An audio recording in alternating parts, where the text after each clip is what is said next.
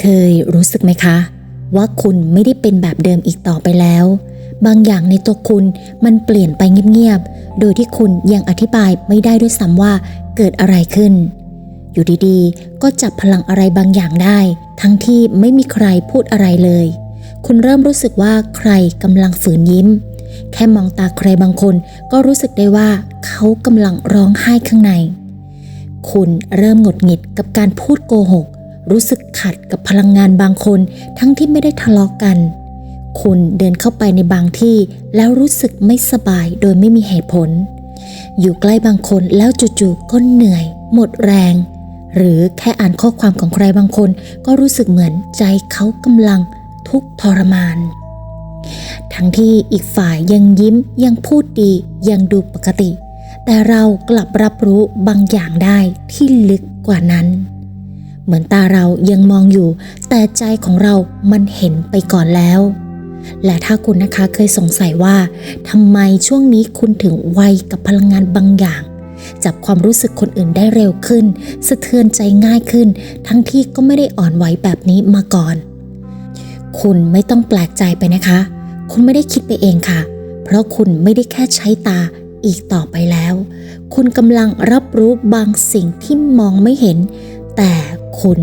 รับรู้ได้ด้วยใจคุณกำลังเปลี่ยนจากการดูโลกไปเป็นการอ่านพลังงานของโลกโดยไม่รู้ตัวค่ะเพราะคุณกำลังเปลี่ยนจากการใช้ตาไปสู่การใช้ญาณคุณกำลังเดินเข้าสู่ดินแดนใหม่ของการตื่นรู้ที่ดวงตาอาจมองไม่เห็นแต่ญาณจะเป็นผู้นำทางคุณจะไม่ได้แค่รับรู้ภาพแต่คุณจะเริ่มอ่านพลังงานอ่านอารมณ์อ่านเจตนาแม้แต่ในความเงียบคุณจะเริ่มฟังพลังงานคุณจะเริ่มรู้สึกแทนคนอื่นคุณจะเริ่มเข้าใจความเงียบมากกว่าคำพูดและคุณอาจยังไม่รู้ว่าทั้งหมดนี้กำลังนำคุณไปสู่บทใหม่ของชีวิตอยู่บทที่ไม่มีวันเหมือนเดิมอีกต่อไปเพราะเมื่อยานของคุณได้ตื่นแล้วมันจะไม่มีทางหลับได้อีกญาณไม่ใช่ของวิเศษแต่มนุษย์ทุกคนมีค่ะหลายคนนะคะมักเข้าใจผิดว่าญาณคือความสามารถพิเศษเฉพาะบางคนคนที่ต้องบวชคนที่ต้องนั่งสมาธิข้ามวันข้ามคืนหรือไม่ก็ต้องเป็นหมอดูที่มีพลังเหนือธรรมชาติแต่จริงๆแล้วญาณไม่ใช่ของวิเศษไม่ใช่ของขลังไม่ใช่เวทมนต์ไม่ใช่ความสามารถพิเศษของคนกลุ่มใดกลุ่มหนึ่งและไม่ใช่สิ่งที่ต้องฝึกจนเก่งแล้วถึงจะมี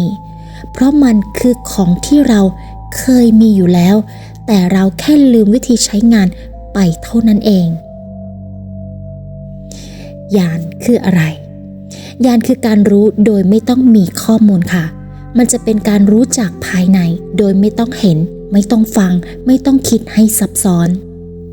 ญาณคือความสามารถดั้งเดิมของมนุษย์ที่เราทุกคนเคยใช้มาก่อนตั้งแต่ก่อนที่เราจะพูดตั้งแต่ก่อนที่เราจะเข้าใจคำว่าเหตุผลตั้งแต่ตอนที่เรายังเป็นเพียงแค่จิตวิญญาณบริสุทธิ์ที่มาเกิดลองนึกถึงเด็กทารกดูนะคะเขายังพูดไม่ได้ยังแปลภาษาผู้ใหญ่ไม่ออกเขาไม่รู้จักคำว่ารักแต่เขารู้ว่าใครรักเขาเขาไม่รู้จักคำว่าโกหกแต่เขารู้ว่าใครไม่น่าไว้วางใจเขารับรู้ได้ทันทีแค่จากการกอดการจ้องตาหรือแม้แต่จากพลังงานที่อยู่ใกล้ญาณของเขาทำงานเต็มที่เพราะเขายังไม่มีข้อมูลมาปิดบังเขายังฟังเสียงจากจิตได้ชัดเจนนั่นแหละค่ะคือญาณเป็นคลื่นแห่งการรับรู้ที่แฝงอยู่ในใจกลางจิตของเราคือเส้นใยบางอย่างที่เชื่อมจิตของเรากับพลังงานรอบตัวมันไม่ต้องใช้ตาไม่ต้องใช้หูแต่เมื่อเราค่อยๆเติบโตขึ้นเข้าสู่โลกของข้อมูลเข้าสู่โลกของความรู้หนังสือการศึกษาโลกก็เริ่มสอนให้เราฟังเสียงภายนอกมากกว่าเสียงภายในเราเริ่มถูกฝึกให้ไว้วางใจข้อมูลมากกว่าความรู้สึกเราเริ่มถูกสอนว่าต้องใช้เหตุผลต้องคิดให้เป็นระบบอย่าฟังความรู้สึกมากเกินไปและหนักที่สุดนั่นก็คืออย่าเชื่อตัวเองง่ายเกินไปเดี๋ยวผิดยิ่งเราใช้หัวมากขึ้นเราก็ยิ่งลืมใจมากขึ้นญาณจึงค่อยๆถูกกลบด้วยความกลัวถูกกลบด้วยความระแวง ถูกกลบด้วยความไม่มั่นใจถูกกลบด้วยเสียงของสังคมจนกลายเป็นเสียงกระซิบเบาๆที่เราฟังไม่ออกอีกต่อไปและสิ่งที่น่าเศร้านั่นก็คือเราไม่รู้เลยว่าเรายังมีมันอยู่ทั้งที่จริงๆแล้วทุกครั้งนะคะที่คุณรู้สึกไม่สบายใจทั้งที่เหตุผลดูไม่มีอะไรทุกครั้งที่คุณไม่อยากคุยกับใครบางคนทั้งที่เขาก็ไม่ได้ทำอะไรผิดทุกครั้งที่คุณรู้สึกว่าบางอย่างมันไม่ชอบมาพากลนั่นแหละค่ะคือยานมันยังอยู่มันยังเตือนเราอยู่ตลอดเวลาแต่เราไม่ทันได้สังเกตเพราะเราถูกฝึกให้เชื่อเหตุผลมากกว่าจิตรู้แต่ข่าวดีนั่นก็คือ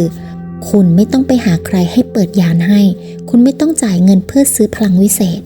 คุณแค่ต้องกลับมาเชื่อใจตัวเองอีกครั้งและเมื่อคุณนะคะเริ่มทำแบบนั้นคุณจะพบว่ายานไม่ใช่ของหายากเลยแต่มันคือของเก่าที่คุณเผลอวางไว้ข้างหลังระหว่างที่คุณโตขึ้นเท่านั้นเองมันไม่เคยหายไปไหนเลยค่ะมันแค่รอให้เรากลับไปเงียบพอที่จะได้ยินมันอีกครั้งและเมื่อคุณนะคะเริ่มกลับมาเริ่มวางความคิดเริ่มเชื่อในความรู้สึกลึกๆเริ่มยอมรับว่าบางทีจิตมันรู้เร็วกว่าเหตุผลญาณก็จะค่อยๆแสดงตัวอีกครั้งค่ะสิ่งสำคัญไม่ใช่การฝึกเพื่อให้มีญาณนะคะแต่มันคือการถอดสิ่งที่ขวางทางญาณออกไปแล้วอะไรคือสิ่งที่ขวางทางญาณสิ่งที่ขวางทางญาณอย่างเช่นความกลัวความลังเลความไม่มั่นใจสิ่งเหล่านี้ล่ะค่ะที่ทำให้เราลืมว่าเราเคยรู้คุณไม่ต้องเป็นหมอดูคุณไม่ต้องนั่งสมาธิวันละหลายชั่วโมงคุณแค่ต้องเริ่มกลับมาอยู่กับตัวเองให้มากพอที่จะได้ยินสิ่งที่อยู่เงียบๆข้างในอีกครั้งและเมื่อคุณนะคะเริ่มฟังคุณจะรู้ว่าญาณไม่ได้อยู่ไกลเลยมันอยู่ในตัวคุณเสมอแค่รอให้คุณกลับมามองด้วยใจที่เปิดออกเท่านั้นเองการตื่นรู้ของญาณเริ่มต้นจากความรู้สึกแปลกๆที่อธิบายไม่ได้ค่ะคุณเคยรู้สึกไหมคะว่าช่วงหลังๆนี้เราเริ่มไม่เหมือนเดิมบางอย่างที่เคยสนุกกลับรู้สึกเบื่อบางคนที่เคยสนิทกลับเริ่มห่างบทสนทนาที่เคยชอบกลับกลายเป็นเสียงรบกวนเราอาจไม่รู้ว่าเกิดอะไรขึ้นแต่ในใจมันเริ่มรู้สึกว่านี่ไม่ใช่สิ่งที่ฉันต้องการอีกต่อไปแล้วนั่นแหละค่ะคือสัญญาณแรกของการเปลี่ยนจากการใช้ตาไปเป็นการใช้ญาณไม่ได้โผล่มาแบบฟ้าผ่าค่ะแต่มันจะค่อยๆกระซิบค่อยๆเขย่าความรู้สึกเริ่มจากความแปลกแยกที่เราอธิบายไม่ถูกมันอาจจะมาในรูปของคำถามที่วนในหัวเช่นทำไมเรารู้สึกโดดเดี่ยวทั้งที่มีคนอยู่รอบตัวทำไมเรารู้สึกว่าคำพูดของบางคนไม่ตรงกับพลังงานที่เขาส่งออกมานะทำไมบางสถานที่ถึงรู้สึกอึดอัดโดยไม่มีเหตุผลคำตอบนั่นก็คือเพราะญาณของคุณกำลังตื่นขึ้นมาค่ะตื่นขึ้นไม่ใช่เพื่อให้คุณเหนือกว่าใครหรือวิเศษกว่าใครแต่เพื่อให้คุณซื่อสัตย์กับความจริงมากขึ้นญาณจะทำให้คุณเริ่มจับพลังงานได้มั่นขึ้นชัดเจนขึ้นคุณจะเริ่มเห็นอะไรที่มองไม่เห็นเริ่มรู้ว่าคำพูดที่ไพเราะอาจซ่อนพลังที่เจ็บปวดรอยยิ้มที่สดใสอาจซ่อนหัวใจที่เหนื่อยล้ามันคือความรู้สึกในการรู้ลึกที่ไม่ใช่รู้ว่าอะไรจะเกิดแต่รู้ว่าอะไรซ่อนอยู่ข้างในสิ่งที่กำลังเกิดเหมือนเรามองผ่านม่านบางๆแล้วเห็นความจริงข้างหลังแม้จะไม่ใช่ความจริงที่สวยงามเสมอไปแต่มันคือความจริงที่จิตของเราต้องการที่จะรู้และเมื่อเรารู้มากขึ้นเราก็จะเริ่มไม่ทนกับบางสิ่งที่เคยยอมค่ะเราจะไม่ยอมทำงานที่ขัดกับจิตอีกต่อไปเราจะไม่ฝืนยิ้มในที่ที่เรารู้สึกเศร้าเราจะไม่ฟังจากเสียงภายนอกมากกว่าเสียงที่ร้องไห้อยู่ในใจของเราเองญาณจึงกลายเป็นแสงไฟที่ค่อยๆส่องลงมาในจิตที่เคยมืดมันอาจยังไม่ทำให้เรารู้ทุกอย่างแต่มันจะพาเราออกจากความไม่รู้อย่างช้าๆคุณไม่จำเป็นต้องเข้าใจทุกอย่างในวันนี้นะคะแต่แค่สังเกตความเปลี่ยนแปลงเหล่านี้ในตัวเองดูค่ะ เช่นความรู้สึกอึดอัดโดยไม่มีเหตุผลความไม่อยากเข้าสังคมแบบเดิมๆความอยากอยู่เงียบๆกับตัวเองความต้องการความจริงมากกว่าคำปลอบใจสิ่งเหล่านี้ไม่ใช่ความผิดปกติค่ะแต่คือ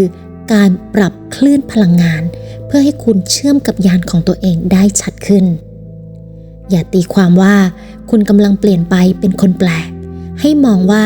คุณกำลังเปลี่ยนเป็นตัวจริงของคุณที่ไม่ต้องใช้ตาอย่างเดียวอีกต่อไปแต่ใช้ใจที่ตื่นรู้มากขึ้นในทุกวินาทีทำไมยิ่งตื่นรู้ด้วยญาณยิ่งรู้สึกโดดเดี่ยวหนึ่งในประสบการณ์ที่คนจำนวนมากนะคะเผชิญหลังจากญาณเริ่มตื่นนั่นก็คือความโดดเดี่ยวทางพลังงานค่ะมันไม่ใช่ความโดดเดี่ยวทางกายภาพนะคะเราอาจจะยังมีครอบครัวมีเพื่อนฝูงมีคนรอบข้างอยู่เหมือนเดิมแต่ข้างในของเรากลับรู้สึกว่าไม่มีใครเข้าใจมันเหมือนกับว่าเราอยู่ในห้องเดิมแต่คลื่นความถี่ไม่เท่าเดิมแล้วสิ่งที่เคยคุยด้วยความตื่นเต้นวันนี้มันดูตื้นหัวข้อที่เคยแชร์อย่างเมามันวันนี้กลับเงียบลงในใจของเราเริ่มพูดน้อยลงเพราะรู้ว่าพูดไปก็ไม่มีใครฟังจริงๆเราเริ่มถอนจากวงสนทนาเพราะพลังบางอย่างมันฝืนบางคนบอกว่าเหมือนเราเดินคนเดียวในโลกทั้งที่รอบตัวมีคนเต็มไปหมดนั่นไม่ใช่เพราะว่าคุณแปลกนะคะแต่นั่นเพราะญาณของคุณกำลังปรับคลื่นค่ะญาณจะทำให้คุณจับพลังละเอียดขึ้นและเมื่อพลังละเอียดขึ้นคุณจะเริ่มรู้สึกว่าสิ่งที่หยาบสิ่งที่ดังคนที่ส่งพลังงานตึงเครียดมันกระแทกใจคุณแรงมากกว่าปกติเหมือนคนเคยฟังเพลงเบาๆอยู่ในห้องเงียบๆแล้วจู่ๆก็มีเสียงดังๆมาจากข้างนอกมันไม่ได้แค่ทำให้หูหนวกแต่มันสะเทือนใจนี่แหละค่ะคือช่วงเวลาสำคัญที่คุณต้องเข้าใจตัวเองและให้เกียรติความเปลี่ยนแปลงนี้ไม่ต้องฝืนกลับไปเป็นคนเดิมไม่ต้องรีบอธิบายให้ใครเข้าใจเพราะญาณไม่ต้องการการยอมรับจากภายนอกค่ะสิ่งที่คุณต้องการที่สุดในช่วงเวลานี้นั่นก็คือพื้นที่เงียบที่ให้ญาณของคุณได้เติบโตพื้นที่นั้นอาจจะอยู่ในห้องเล็กๆพื้นที่นั้นอาจจะอยู่ในธรรมชาติที่เงียบสงบหรือแม้แต่ในความเงียบของใจคุณเองและถ้าคุณนะคะรู้สึกว่าไม่มีใครเข้าใจหรือไม่มีใครอยู่ข้างฉันเลยอย่าลืมนะคะว่านั่นไม่ใช่เพราะว่าคุณกำลังถูกทิ้งแต่นั่นเพราะจักรวาลกำลังกันสิ่งรบกวนออกไปจากคุณเพื่อให้คุณได้ฟังเสียงจากข้างในได้ชัดที่สุดเสียงที่บอกว่าความรู้สึกนี้คือของจริงเสียงที่บอกว่าความเงียบนี้คือของขวัญ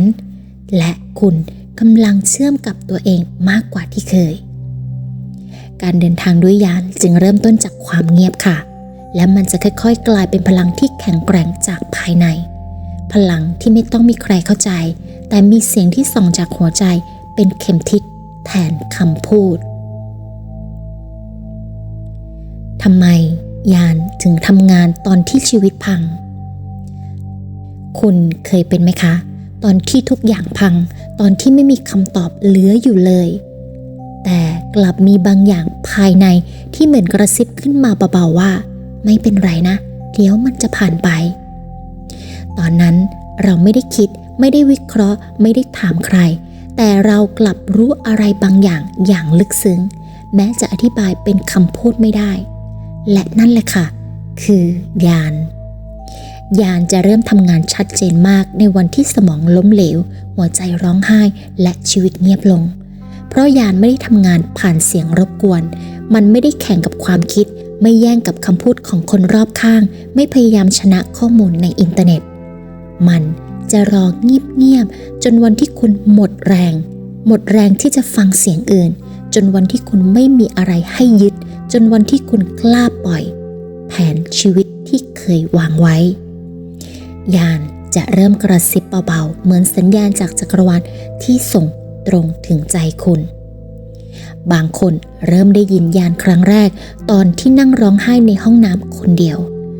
บางคนเริ่มสัมผัสญาณตอนที่สูญเสียคนที่รัก ไปโดยไม่ทันได้ตั้งตัวบางคนก็เริ่มได้ยินเสียงข้างใน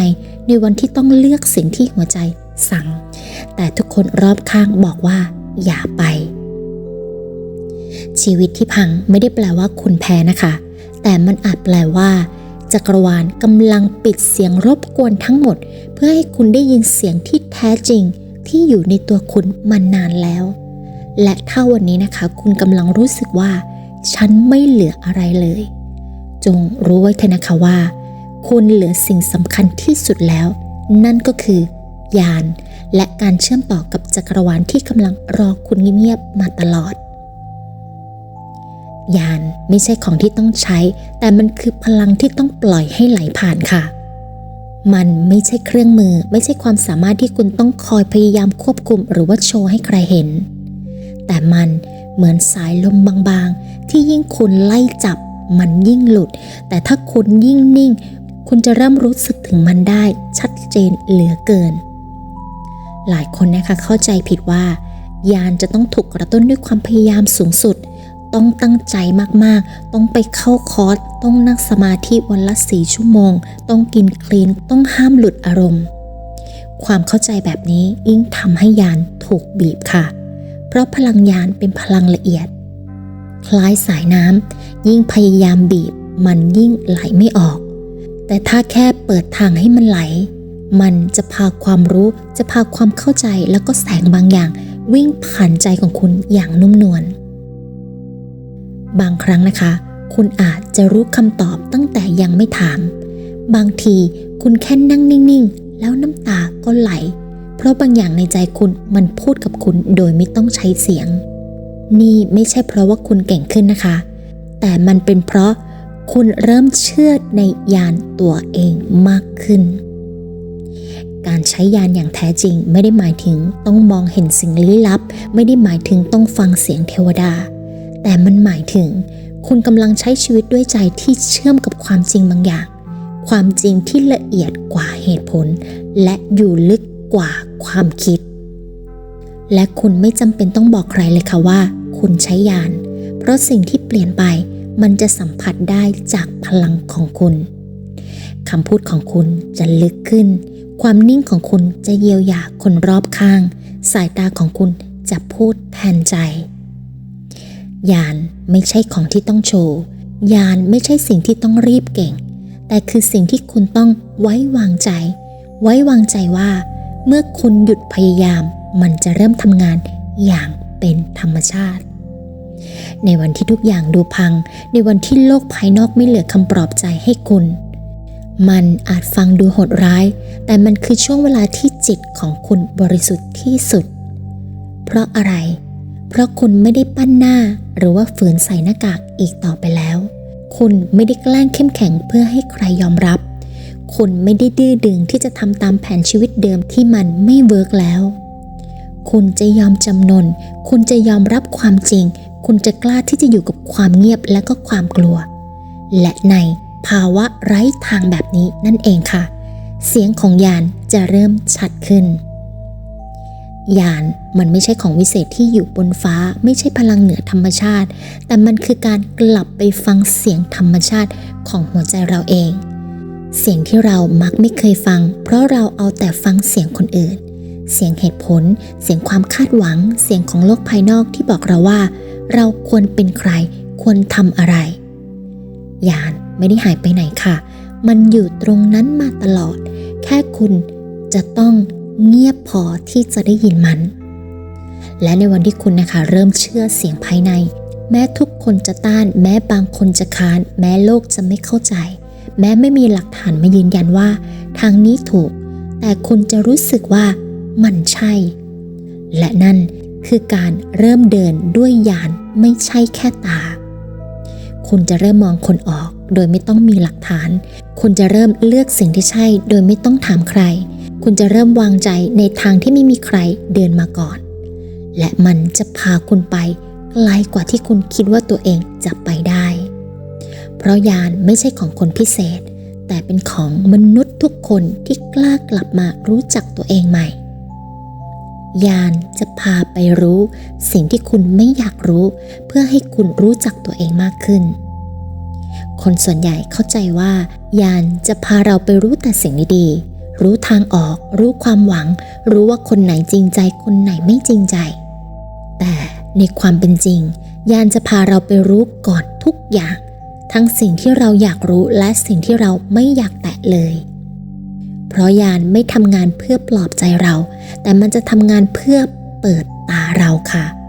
และในการเปิดตาที่แท้จริงนะคะบางครั้งมันก็ต้องเจ็บเหมือนแสงสว่างที่ส่องเข้าตาในห้องมืดมันจะแสบตาแต่มันคือแสงจริงคุณอาจจะเคยรู้สึกว่าอยู่กับใครบางคนแล้วใจมันหดคุณไม่สบายใจแบบไม่มีเหตุผลทั้งที่เขาก็ดีพูดจาดีไม่มีอะไรผิดปกติเลยแต่นั่นแหละค่ะยานกำลังบอกอะไรบางอย่างกับคุณบางอย่างที่คุณอาจไม่อยากรู้เช่นเขาไม่ได้รักคุณเท่าที่คุณคิดเช่นเขาอาจจะหวังบางอย่างจากคุณหรือคุณอาจกำลังหลอกตัวเองเพื่อให้ได้ความรักนั้นมาหรือในอีกแบบคุณอาจรู้สึกว่าคุณกำลังเดินผิดทางแม้ภายนอกจะดูดีมีคนชื่นชมมีรายได้ดีแต่ลึกๆข้างในมันตึงมันหนักมันหน่วงมันว่างเปล่านั่นคือยานภายในกำลังเตือนคุณว่าคุณกำลังหลงทางค่ะคุณกำลังใช้ชีวิตเพื่อกลบความว่างในใจไม่ใช่เพื่อตัวตนที่แท้จริงของคุณยานจะไม่ตะโกนแต่มันจะกระซิบอย่างนุ่มนวลเรื่อยๆและถ้าคุณนะคะกล้าเงี่ยหูฟังมันจะพาคุณออกจากความหลอกลวงทั้งที่โลกสร้างและที่ใจคุณสร้างเองยานไม่ใช่แค่พลังแต่มันคือเพื่อนแท้ในความมืดที่กล้าพาเราผ่านความเจ็บปวดเพื่อไปถึงความจริงบางครั้งนะคะคุณอาจจะร้องไห้บางครั้งคุณอาจจะรู้สึกเหมือนหัวใจแตกออกแต่หลังจากนั้นคุณจะเริ่มเห็นตัวเองในแบบที่คุณไม่เคยเห็นคุณจะเริ่มรู้ว่าฉันไม่ต้องฝืนอีกต่อไปฉันไม่จำเป็นต้องหลอกตัวเองเพื่ออยู่รอดเพราะยานจะพาคุณกลับมารอดในแบบที่คุณเป็นจริง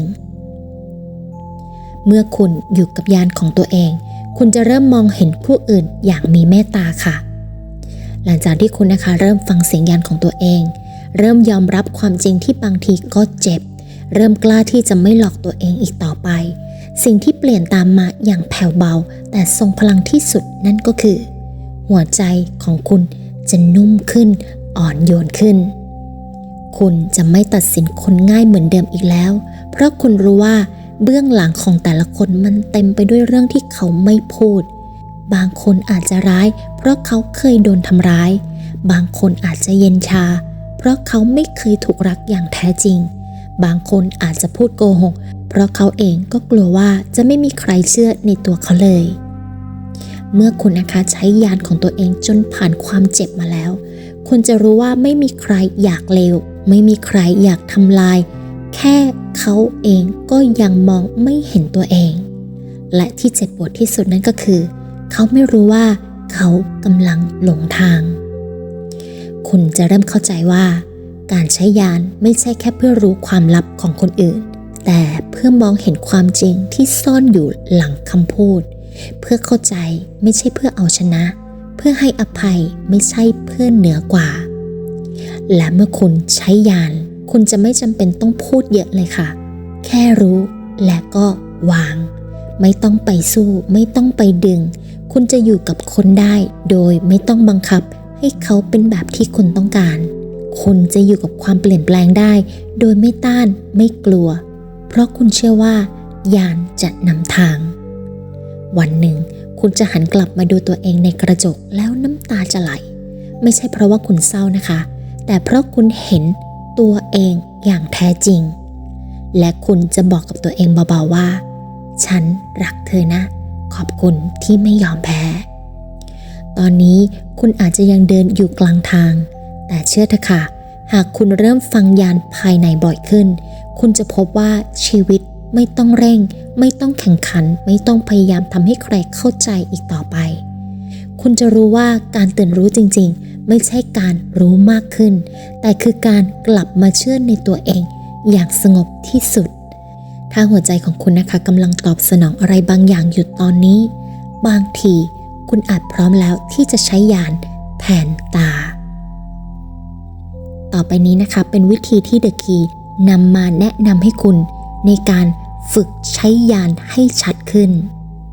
อย่างที่บอกนะคะว่าญาณไม่ใช่ของขวัญจากฟ้าแต่มันเป็นของเดิมในตัวเราทุกคนแค่รอให้เราหยุดเสียงอื่นเพื่อได้ยินเสียงนี้ชัดเจนแล้วเราจะฝึกยังไงมันไม่จำเป็นต้องขึ้นเขาเข้าถ้ำหรือว่าถือศีลหลายๆข้อเสมอไปนะคะแต่ขอเพียง 1. ให้คุณอยู่เงียบกับตัวเองบ้างในแต่ละวันแม้แค่5 นาที5 นาทีที่ไม่มีมือถือไม่มีเสียงใครใจจะเริ่มหายฟุ้งและเสียงลึกในใจจะเริ่มดังขึ้นทีละนิดไม่ต้องพยายามได้ยินแค่อยู่กับมันให้ได้และก็นิ่งที่สุดก็พอ 2. สังเกตตัวเองให้มากขึ้นความรู้สึกบางอย่างมาไวมากอย่างเช่นทำไมรู้สึกไม่สบายใจทันทีที่อยู่กับบางคนทำไมเรารู้สึกเหมือนคำพูดเขาไม่ตรงกับใจหรือบางทีเรารู้สึกว่าไม่ควรไปที่นั่นแม้จะไม่มีเหตุผลให้คุณฝึกไม่ละอายความรู้สึกแรกเหล่านี้นะคะแล้วมันจะเริ่มส่งเสียงดังขึ้นเรื่อย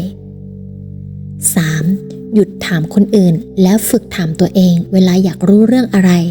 อย่าเพิ่งรีบไปถามใครลองถามตัวเองก่อนว่าลึกๆแล้วฉันรู้สึกยังไงกับเรื่องนี้ถ้าฉันไม่กลัวผิดฉันจะเลือกอะไรการถามตัวเองคือการเรียกญาณให้กลับมาทำงานค่ะ 4. อยู่กับธรรมชาติบ่อยๆญาณจะเป็นพลังที่ละเอียดอ่อนเสียงของมันจึงได้ยินชัดเมื่อเราอยู่ในสิ่งแวดล้อมที่นิ่งและสงบค่ะลองเดินในป่าหรือนั่งจิบกาแฟแล้วดูเมฆเฉยๆคุณจะค่อยๆเชื่อมกับธรรมชาติและกลายเป็นส่วนหนึ่งของความนิ่งภายในและ 5. รักษาความซื่อสัตย์ต่อตัวเองนี่คือกุญแจสำคัญที่สุดเลยค่ะญาณจะทำงานไม่ได้เลยถ้าเรายังฝืนใจตัวเองยังโกหกความรู้สึกยังแกล้งเข้มแข็งหรือยิ้มทั้งที่เจ็บเพราะญาณคือพลังของความจริงถ้าเราอยากได้ยินมันเราต้องกล้าซื่อสัตย์กับความจริงในใจเราก่อนถ้าคุณนะคะเริ่มฝึก5 ข้อนี้คุณจะเริ่มรู้สึกเลยว่า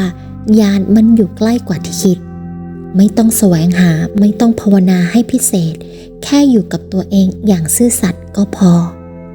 และใครจะไปรู้ในวันธรรมดาวันหนึ่งที่คุณนั่งอยู่เงียบๆคุณอาจได้ยินคำตอบบางอย่างที่เปลี่ยนทั้งชีวิตของคุณไปเลยก็ได้หากหัวใจคุณสั่นบางทีญาณของคุณกำลังทักทายคุณอยู่ก็ได้นะคะลองเงียบแล้วฟังให้ลึกที่สุดอีกครั้งญาณไม่ใช่คำพูดสวยหรูหรือพลังวิเศษที่หายากเลยค่ะแต่คือเสียงของหัวใจที่เงียบสงบเป็นความรู้สึกลึกๆที่เราเคยมีตั้งแต่เด็กเป็นเส้นใยบางๆที่เชื่อมโยงเราเข้ากับความจริงของชีวิตหลายครั้งที่เราเจอทางตันหลายครั้งที่เรารู้สึกหลงทางแต่ญาณนั้นจะเป็นแสงเล็กๆที่คอยส่งสัญญาณนำทางเราไปสู่หนทางที่แท้จริงถ้าเรากล้าหยุดกล้าฟังและกล้าเชื่อมั่นการฝึกใช้ญาณคือการให้โอกาสตัวเองได้กลับบ้านค่ะกลับไปหาความเป็นตัวเองที่แท้จริงกลับไปหาความสงบที่ไม่ขึ้นกับเหตุผลหรือเสียงภายนอกวันนี้หลังจากฟังคลิปนี้เราอยากให้คุณลองหยุดสักนิดดูนะคะหยุดแล้วก็ฟังเสียงที่ลึกที่สุดในใจของคุณว่ามันกำลังบอกอะไรเพราะญาณของคุณไม่เคยจากไปไหนเลยค่ะแค่รอวันที่คุณพร้อมจะเปิดใจรับมันอีกครั้งการเริ่มต้นนั้นอาจจะไม่ง่ายแต่เชื่อเถอะค่ะความรู้สึกนั้นมันคุ้มค่าเกินกว่าจะมองข้ามและเมื่อคุณนะคะเริ่มเชื่อมต่อกับญาณของตัวเองคุณจะพบกับความชัดเจนที่มากกว่าเดิมความสงบที่มากกว่าเดิมและเส้นทางที่ใช่สำหรับคุณจริงๆบางครั้งเราฟังอะไรบางอย่างแล้วใจเงียบไปเฉยๆเงียบแบบแปลกๆเหมือนข้างในกำลังฟังอะไรที่เคยรู้แต่ลืมไปนานมากถ้าคุณรู้สึกแบบนั้นในตอนนี้นั่นอาจจะเป็นเพราะญาณของคุณกำลังฟังอยู่มากกว่าหูคำบางคำในคลิปนี้อาจไม่ได้จบตรงคำพูดแต่อาจกำลังต่อบทสนทนาในใจของคุณ แล้วถ้ามีประโยคไหนที่ยังค้างอยู่ในความรู้สึกไม่ต้องรีบแกะความหมายนะคะ แค่ปล่อยมันไว้ให้ใจค่อยๆตอบกลับในจังหวะของมันและถ้าคุณได้สัมผัสอะไรบางอย่างในใจอยากแบ่งปันประสบการณ์อยากจะพูดอะไรกลับมาอย่าลังเลที่จะบอกกันนะคะที่นี่มีคนพร้อมฟังอยู่เสมอขอบคุณที่มาร่วมเดินทางกันในวันนี้ขอให้คุณทุกคนเจอแสงแห่งญาณของตัวเองในวันนี้และทุกวันข้างหน้าขอบคุณจากหัวใจขอบคุณจักรวาลที่นำพาเราให้ได้มาเจอกันให้คุณได้มาเรียนรู้เรื่องนี้ในวันและเวลาที่ใช่ด้วยรักและปรารถนาดีคลิปนี้เด็กกีขอขอบคุณและสวัสดีค่ะ